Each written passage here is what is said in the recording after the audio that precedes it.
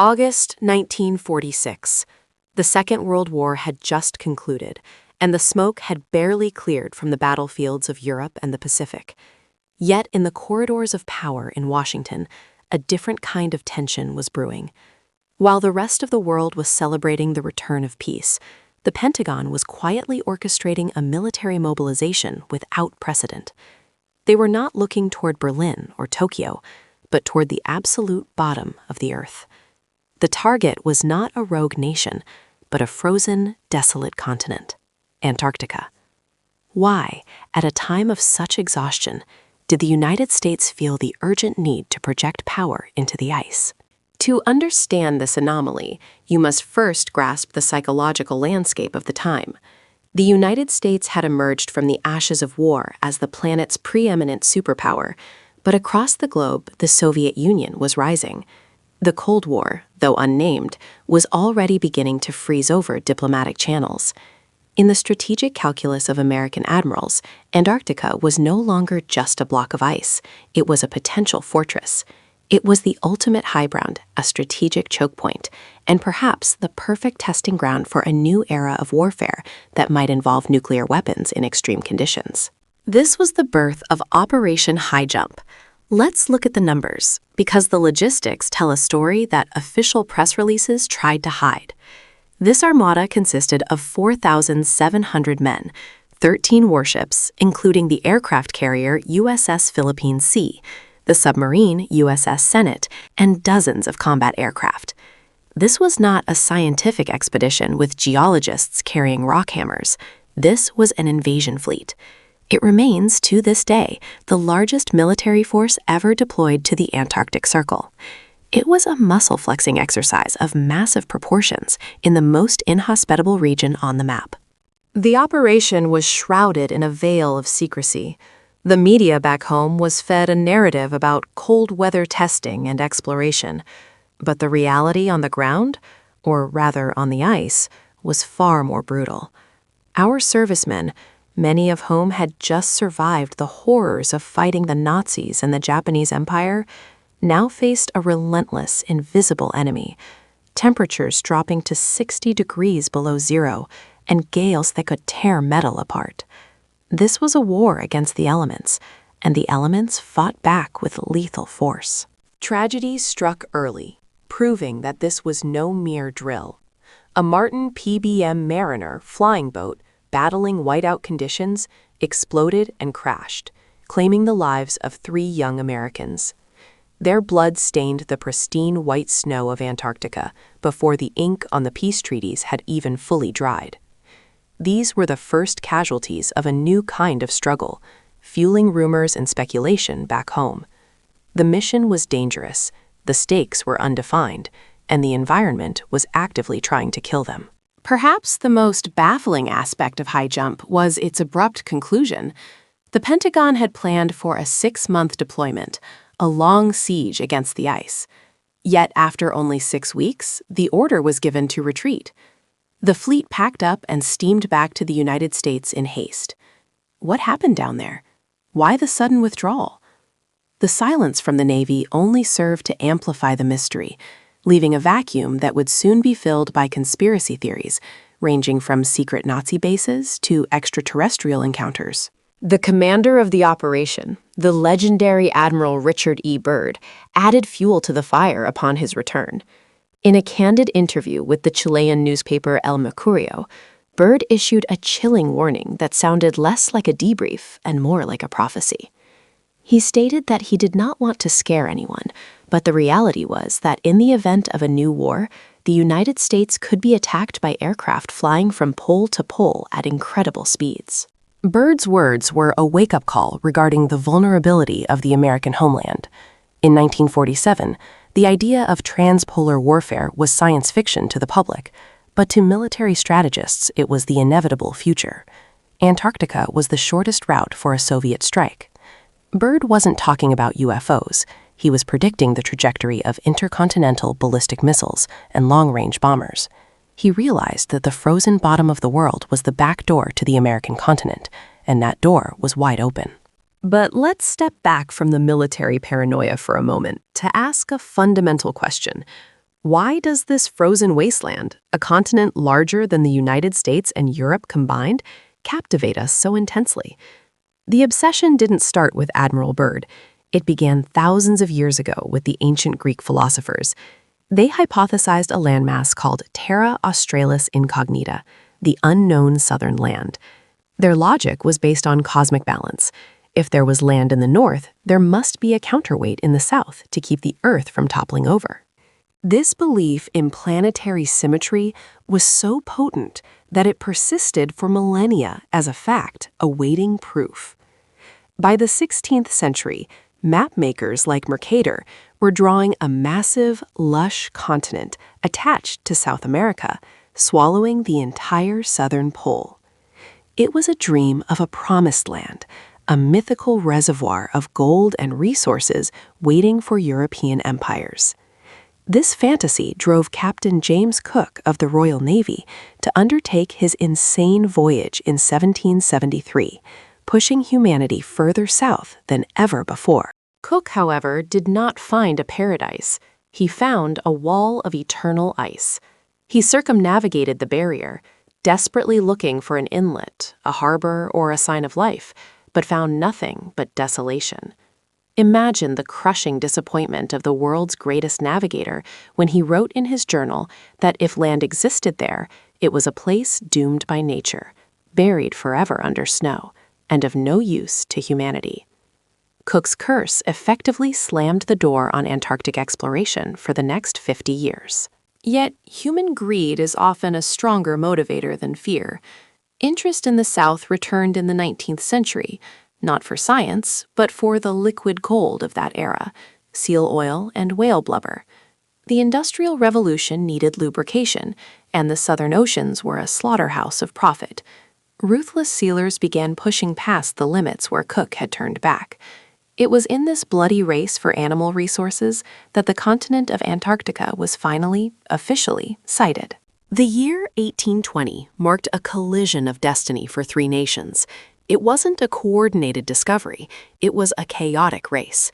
Fabian von Bettinghausen, a Russian explorer, sighted the ice shelf on January 27th. Just 3 days later, Edward Bransfield of the British Royal Navy claimed he saw land. And then there was Nathaniel Palmer, a 21-year-old American sealer from Connecticut, commanding a tiny sloop, who also claimed discovery of the Antarctic Peninsula. Russia, Britain, America. 3 powers, 3 claims, right from the moment of birth. From that moment on, Antarctica became a massive geopolitical chessboard. Throughout the early 20th century, Western nations rushed to plant flags and carve up the ice. 7 countries, Britain, France, Norway, Australia, New Zealand, Chile, and Argentina, made formal territorial claims, slicing the continent into a pie converging at the South Pole. These weren't just lines on a map. They were flashpoints. The overlapping claims between Chile, Argentina, and Britain created diplomatic friction that threatened to escalate into actual armed conflict. The absurdity of these sovereignty games reached a peak in 1978 with a bizarre biological move. Argentina flew a pregnant woman to their Esperanza base solely for the purpose of giving birth.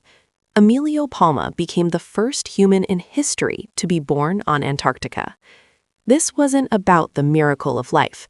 It was a legal maneuver to manufacture a native citizen and strengthen territorial claims. It demonstrated the lengths to which nations would go to secure a foothold on this frozen rock. Meanwhile, the United States and the Soviet Union played a more sophisticated game. They refused to claim specific slices of the pie. Instead, they asserted a reservation of rights over the entire continent.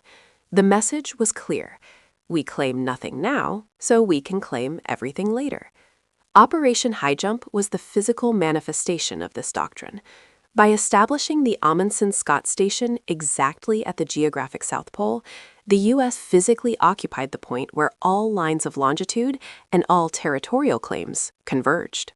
This tense standoff led to the Antarctic Treaty of 1959, often cited as a diplomatic miracle. At the height of the Cold War, while Washington and Moscow were threatening each other with nuclear annihilation, they sat down to agree on demilitarizing an entire continent. The treaty froze all territorial claims, banned nuclear testing, and designated Antarctica as a scientific preserve.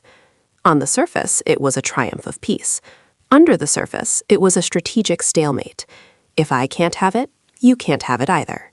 The treaty turned Antarctica into a sanctuary for science, but don't be naive about the nature of this research. In Antarctica, science is the currency of power. The number of research stations, the volume of data produced, and the ability to maintain year-round operations are the modern metrics of sovereignty. Nations build futuristic bases that look like spaceships to assert their presence. They are squatting on the land legally, waiting for the geopolitical winds to change, specifically looking toward the year 2048, when protocols banning mining could be revisited. While politicians play the long game, the continent itself is delivering an immediate existential threat. We must shift our focus to a different kind of war, the climate war. The front line is the Thwaites Glacier. Scientists have given it a moniker that sounds like a Hollywood disaster movie, the Doomsday Glacier. This is not hyperbole. Thwaites is a monster of ice the size of Florida, and it is dying before our very eyes. Why is Thwaites so critical? Think of West Antarctica as a massive bowl of ice, and Thwaites is the cork. It is the natural barrier holding back billions of tons of ice from sliding into the ocean. If Thwaites collapses, the cork pops. The physical consequences are unavoidable. Global sea levels would not just rise by inches, they would rise by more than 10 feet. This is a map redrawing event that would erase coastlines from Miami to Mumbai. In 2024 and 2025, American scientists deployed underwater robots like IceFin beneath the glacier, and the data they returned is terrifying. Thwaites isn't just melting from the sun above, it's being attacked from below. Warm, salty ocean currents are channeling under the ice shelf, eating away at the grounding line, the critical point where the glacier sits on the seabed. The robot captured massive fissures and staircase formations where melting is happening rapidly. The glacier is rotting from the inside out. The collapse of Thwaites would trigger a chain reaction. It threatens the infrastructure of global commerce and the homes of hundreds of millions. The data shows the grounding line has retreated nearly 9 miles in recent decades. The sleeping giant is awake, and we are watching it stretch with a sense of helpless fascination. Antarctica, once the world's refrigerator, is fast becoming the engine of coastal destruction. But Antarctica is not just a story of ice and doom. It holds biological secrets that are forcing us to redefine life itself. Consider the phenomenon of blood falls. Discovered in 1911 by Griffith Taylor, this gruesome waterfall bleeds red liquid from a stark white glacier. For a century, we thought it was algae. We were wrong. The truth, uncovered recently, is far more alien. This is ancient seawater, trapped underground for nearly 2 million years, effectively a time capsule from a different geological epoch. The red color comes from iron. The water is supersaturated with iron, and when it hits the oxygen-rich air for the first time in eons, it instantly rusts, turning blood red. But what shocked American biologists is what they found swimming in that brine. In water that is freezing, dark, devoid of oxygen, and twice as salty as the ocean, life is thriving. 17 types of microbes were found living there, disconnected from the rest of the planetary evolution. These microbes don't need the sun. They don't use photosynthesis. They breathe sulfate and eat iron from the bedrock. This discovery has revolutionized NASA's approach to astrobiology. If life can survive in the hellscape of blood falls, why couldn't it exist in the subsurface oceans of Jupiter's moon Europa or Saturn's Enceladus? Antarctica has become the ultimate testing ground for finding aliens, proving that life is far more stubborn and resilient than we ever dared to imagine. Then there is Lake Vostok, a colossal freshwater lake buried under 2.5 miles of solid ice. It has been sealed off from the atmosphere for perhaps 25 million years. Russian drills have pierced this alien world, revealing water kept liquid by the Earth's geothermal heat. It is effectively a planet within a planet.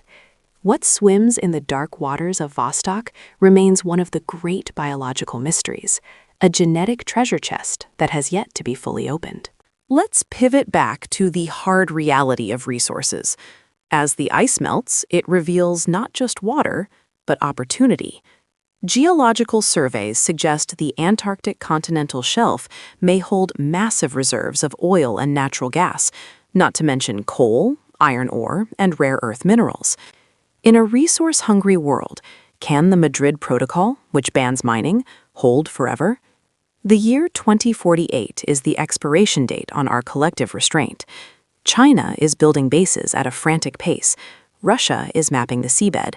The United States is watching closely. There is also the silent aspect of security: satellite ground stations. Antarctica provides a unique window to space. Ground stations here control global positioning systems, guide missiles, and monitor communications. Whoever controls the ground game in Antarctica holds the keys to the polar orbits. This silent race has never stopped. It has just evolved from dog sleds to fiber optics and encrypted data streams. We are living in a profound paradox. Antarctica is the only place on Earth that belongs to everyone, yet belongs to no one. It is a symbol of peaceful cooperation, yet it is maintained by military logistics. It is the archive of our planet's climate past, but it holds the gun to our future. Its melting is a warning, but the resources beneath that melt are a temptation. Looking back at the journey from Operation Highjump to today, we see a shift in human consciousness. We went there to conquer a fortress. We stayed to study a patient. We realize that American military might, capable of leveling cities, is utterly useless against the physics of a collapsing ice sheet. The greatest threat to national security is no longer a Soviet bomber over the pole, but the ocean rising to meet our doorsteps. The story of Antarctica is ultimately a story about human limitations. We have mapped it, named its mountains, and drilled its core, but we have not tamed it. It remains indifferent to us, cold, massive, and powerful. It reminds us that despite our technology, we are merely tenants living on the thin crust of a volatile planet. What does the future hold? Will Antarctica remain a park for science? Or will it become the battlefield of the 21st century resource wars? Will the Doomsday Glacier rewrite our maps? The answers are not locked in the ice. They are locked in the decisions being made in Washington, Beijing, and Moscow right now. We began this narrative with a fleet of warships sailing south to project power. We end it with a realization of fragility. This is the lesson the seventh continent teaches us. We must look south, not with the eyes of a conqueror, but with the eyes of a guardian. Because protecting Antarctica is, in the most literal sense, protecting ourselves. Ladies and gentlemen, the saga of the South Pole is far from over. It is being written every day by the calving of icebergs and the shifting of currents. And whether you are in New York, Kansas, or California, you are part of this story. Thank you for listening to the cold, hard truth from the bottom of the world.